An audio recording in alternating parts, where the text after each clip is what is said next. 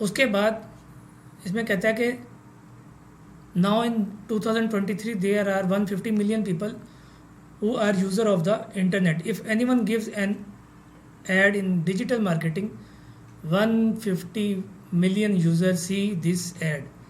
अब कहते हो कि उसके बाद 2023 में 150 मिलियन लोग हैं जो कि मोबाइल इंटरनेट इस्तेमाल करते हैं, और हो सकता है इससे ज़्यादा ही हों। ये तो एक एक्सपेक्टेड आपको बताइए। तो ये सब लोग क्या करते हैं, मोबाइल यूज़ करते हैं, और अगर आप एक ऐड लगाते हैं तो वो 150 मिलियन लोग जो पाकिस्तान के अंदर हैं, जो मोबाइल सर्फ करते हैं, टिकटॉक देखते हैं, इंस्टाग्राम देखते हैं, स्नैक वीडियो देखते हैं, और बहुत से ऐसे प्लेटफॉर्म्स हैं जहाँ पे वो जाके अपना टाइम स्पेंड करते हैं, तो वो ऐड उन लोगों तक आपका जाता है। आप उसमें ऑडियंस को सिलेक्ट करते हैं, एज बताते हैं, हर चीज़ बताते हैं, एरिया बताते हैं, किस कैटेगरी के लोग आपको चाहिए, वो सारी चीज़ें आप उसके अंदर डिफ़ाइन करते हैं, और वो आपका ऐड उन लोगों तक पहुंचता है और वो लोग उसको देखते हैं।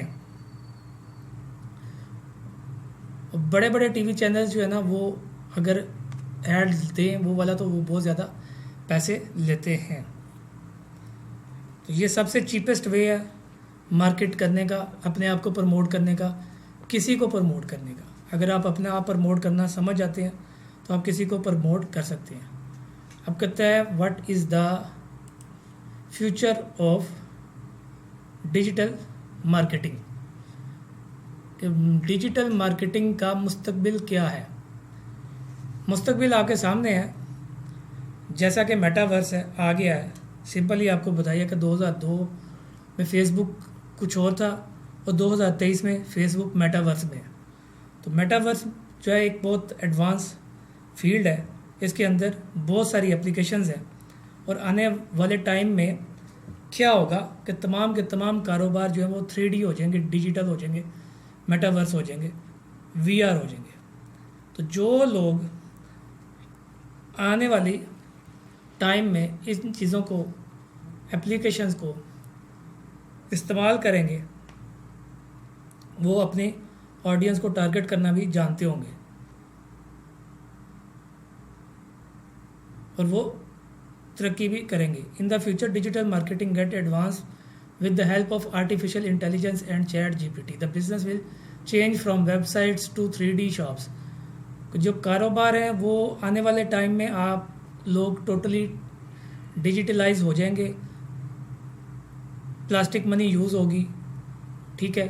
कारोबार जो है वो 3D हो जाएंगे, VR हो जाएंगे, और जो लोग तो उसको अडॉप्ट कर लेंगे वो लोग बिजनेस भी करेंगे और वो लोग तरक्की भी करेंगे। और इसको अडॉप्ट करना लाजिम है। अगर आप अडॉप्ट कर लेंगे तो बचे रहेंगे, सीख लेंगे तो समझ लेंगे तो आपको फ़ायदा होगा, अपना भी और किसी का भी फ़ायदा करके आप पैसे कमा सकते हैं। क्यों कि इसी का दौर है। और चैट GPT को इस्तेमाल करके, AI टूल्स को इस्तेमाल करके आप इन चीज़ों को अचीव कर सकते हैं। वो लोग कहते हैं जी लोगों की नौकरियां चली जाएंगी, लोगों की नौकरियां नहीं जाएंगी, नौकरियां वहीं पे रहेंगी, लेकिन वो लोग रिप्लेस हो जाएंगे। अगर तो वो इन टूल्स को इस्तेमाल करना जानते होंगे तो वो अपनी जॉब लूज़ नहीं करेंगे, और अगर वो इन टूल्स को इस्तेमाल करना नहीं जानते होंगे तो वो अपनी जॉब से हाथ धो बैठेंगे।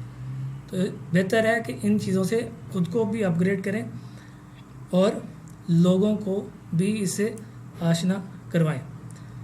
नेक्स्ट कहता है जी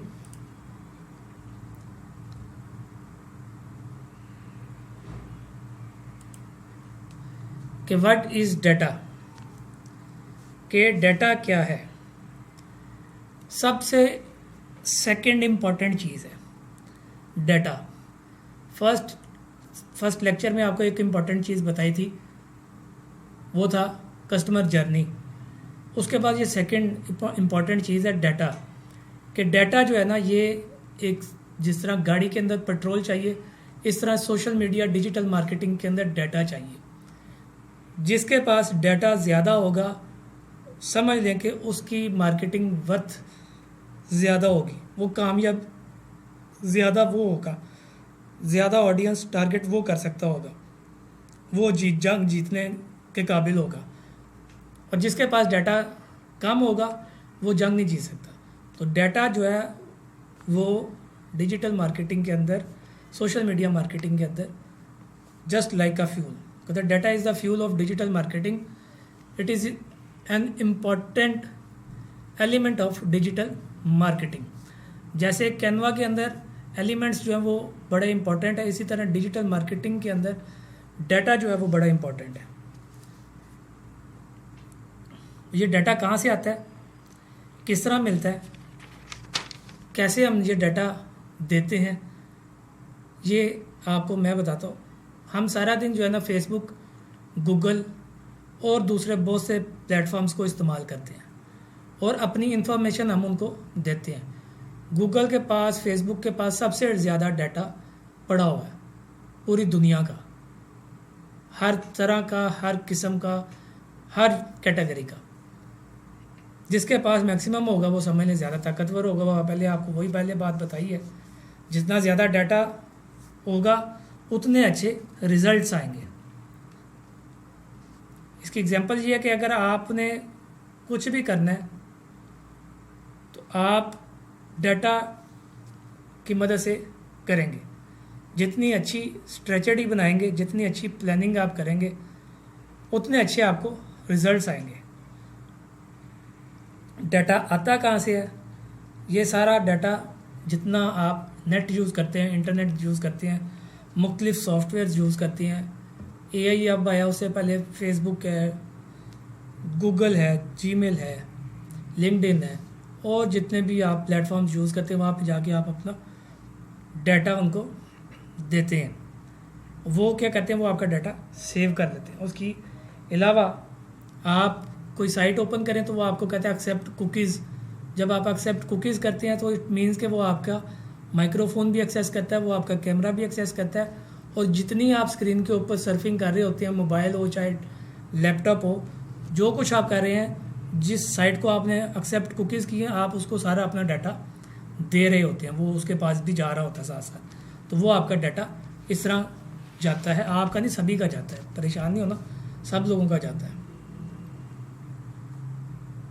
इस तरह वहाँ से डाटा जनरेट होता है। और इसकी एग्जांपल एक है कि अगर आप लेट्स सपोज आप सोचें थोड़ी देर पहले कोई बात करें आपस में, कोई आपको कोई चीज़ चाहिए, तो चंद मिनट्स के बाद अगर आप अपने मोबाइल को ऑन करें, सर्फिंग करें, तो जो चीज़ आपने डिस्कस की होगी किसी के साथ कि मुझे ये चीज़ जो है ना चाहिए, या मैं सर्च कर रहा हूँ या मैं ढूंढ रहा हूँ, उससे रिकॉर्डिंग ऐड आपके सामने आ जाएगा। ये प्रैक्टिकली कभी करके ज़रा देखिएगा, आपको खुद ही समझ आ जाएगी कि ऐसा भी होता है। तो कहते हैं where does data comes from, ये मैंने अभी आपको बताया डाटा आता कहाँ से है। डाटा इसी तरह ही आता है, जैसे हिशाम सरवर साहब कहते हैं कि जी फलां जगह पे मीटिंग है, फॉर्म फिलअप करें और ज्वाइन करें।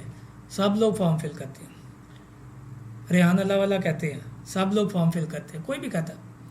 मैं कहता हूँ फॉर एग्जांपल, ठीक है, मैं कहता हूँ जी फॉर्म फिलअप करें, क्लासेस ज्वाइन करें, सब लोग फॉर्म फिलअप करते हैं। तो जो फॉर्म फिलअप हो रहा है वो डाटा मेरे पास भी आ रहा है, वो डाटा जीमेल के पास भी जा रहा है, वो डाटा और बहुत से प्लेटफॉर्म से शेयर हो रहा है।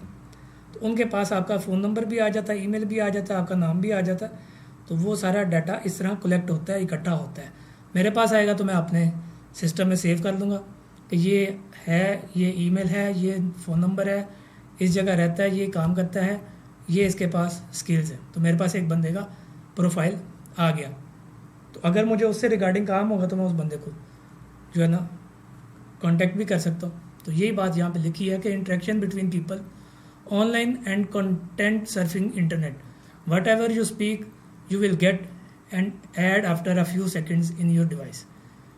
डाटा कहाँ से आता है? कहता है ऑनलाइन लोगों और मवाद के दरमियान तामुल इंटरनेट इस्तेमाल कर रहा है।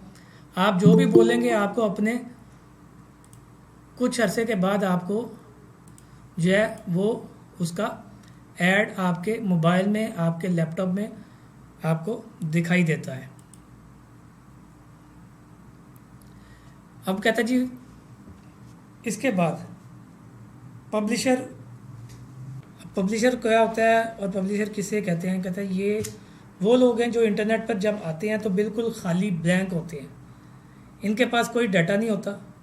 वो वेबसाइट बनाते हैं, डाटा इकट्ठा करते हैं और फिर लोगों के साथ वो लोग क्या करते हैं, मार्केटिंग करते हैं जो डाटा उनके पास इकट्ठा होता है। कहते हैं new people with no data when they के make any page website blog they start collecting data. For example, आप में से जो नए लोग हैं जिनका पेज अभी नया नया है, वो उसके ऊपर जब कंटेंट डालेंगे तो जो लोग उस कंटेंट में इंटरेस्ट रखते हैं वो लोग आपके साथ आपके साथ ऐड फ्रेंड्स होंगे। फिर अगर आप कोई डाटा कलेक्ट करना चाहें, आप उसमें कोई ऐसा कंटेंट दें जिससे आपको वो लोग डाटा प्रोवाइड करें, तो आप उनका डाटा इकट्ठा कर सकते हैं। तो सबसे पहले आप ब्लैंक थे, उसके बाद आपने वेबसाइट बनाई, ब्लॉग बनाया, वट एवर जो भी है, वहाँ से आपको डाटा इकट्ठा होना शुरू हो जाता है और फिर उस डाटा को आप जो है ना अपने लिए इस्तेमाल करते हैं, अपने कंटेंट के लिए इस्तेमाल आप लोग उस डाटा को करते हैं। अब कहता है कि कंटेंट मैनेजमेंट सिस्टम है, CMS इसको बोलते हैं, content management system. Content management system कहते हैं मुख्तलिफ प्लेटफॉर्म्स को जहाँ पे हम अपना डाटा रखते हैं, जैसे फेसबुक है, लिंक्डइन है, वेबसाइट है, ई-कॉमर्स के वेब स्टोर्स हैं और मुख्तलिफ जगह जहाँ पे हम अपना कंटेंट रखते हैं, ठीक है। और उसको देख के फिर लोग आप के साथ कांटेक्ट करते हैं, उसको CMS कहते हैं, कस्टमर कंटेंट मैनेजमेंट सिस्टम उसको बोला जाता है।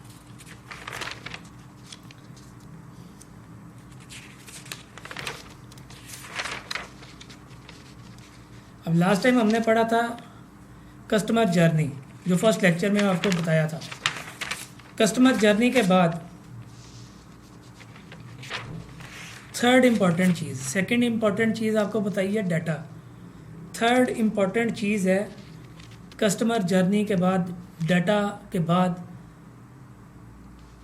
Customer persona. कस्टमर पर्सोना क्या होता है? कस्टमर पर्सोना कहते हैं कि जी लोगों, अगर आपने कोई बिज़नेस स्टार्ट करना है, मैंने आपको अभी थोड़ी देर पहले एक बात बताई थी कि आपने अगर अच्छी स्ट्रेटजी प्लान की होगी तो आपको अच्छे रिजल्ट्स आएंगे। अगर आपने अच्छी स्ट्रेटजी नहीं प्लान की होगी तो रिजल्ट्स आपको अच्छे नहीं आएंगे। तो डाटा के लिए जो है ना, सबसे पहला है कि आपने सोचना है कि आपने क्या चीज़ बनानी है, बेचनी है, क्या काम करना है आपने, और जो भी आपने करना है उसके लिए फिर जो है ना आपको मुस्तकिल मिजाजी के साथ वो काम करना होगा। उसमें सबसे ज़रूरी बात क्या है, वो है कस्टमर पर्सोना। कस्टमर पर्सोना में क्या होता है कि हमने एक पेज या एक बिज़नेस या एक ऐड हमने चलाना है, तो उसमें हम जिस कैटेगरी का ऐड होता है, लेट्स सपोज अगर रेस्टोरेंट का है, ज्वेलरी शॉप का है, आर्किटेक्चर का है, वट एवर जो भी है, उसके लिए ज़रूरी सबसे चीज़ क्या है, एक उसकी उम्र, कि उसकी उम्र का हम तयन करेंगे कि उसकी उम्र कितनी होनी चाहिए। फिर फॉर एग्ज़ाम्पल मैं आपको एक एग्ज़ाम्पल देता हूँ रेस्टोरेंट की, कि अगर आप रेस्टोरेंट का ऐड लगाना चाहते हैं तो आप उसमें किन लोगों को टारगेट करेंगे। टारगेट ऑडियंस की बात है कि आप टारगेट किन लोगों को करेंगे अगर आपने रेस्टोरेंट का ऐड लगाना है। तो कस्टमर पर्सोना हम बनाएंगे। कस्टमर पर्सोना में सबसे पहले रेस्टोरेंट के एज आएगी, एज 20 to 34 के जो उम्र के लोग हैं हम उनको टारगेट करेंगे। 20 से 34 साल के जो लोग हैं वही होटलिंग करते हैं, डाइनिंग करते हैं, ठीक है, खाते हैं, बाहर जाते हैं, यंगस्टर्स होते हैं, टीनेजर्स होते हैं, तो वो लोग खाना बाहर खाते हैं। आफ्टर 34 वाले नहीं खाते। इनकम कितनी होनी चाहिए?